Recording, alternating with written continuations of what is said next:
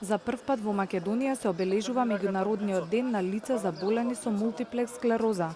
Целта на овој настан е да се сплоти име заедницата, да се подигне свеста и да се информира пошироката јавност за ова се почесто невролошко нарушување.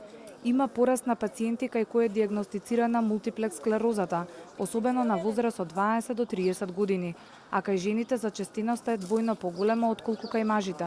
Ова станува некако модерна болест која што почнува да се појавува од 15-тата година.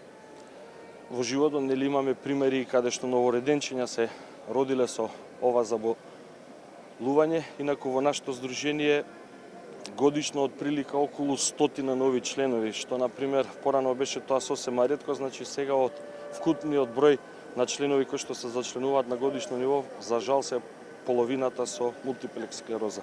Од клиниката за неврологија велат дека постојано се прават напори за рано откривање и лекување на пациентите кои се во почетна фаза на болеста. Кај нас имаме околу 1200 регистрирани заболени од мултипла склероза во Македонија, од кои 370 се поставени на имуномодулаторна терапија.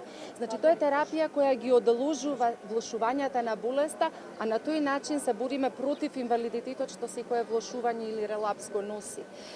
Се надевам дека оваа бројка ќе биде поголема. Само за разлика од лани, имаме 170 нови пациенти вклучено на оваа имуномодулаторна терапија, што е за пофалба.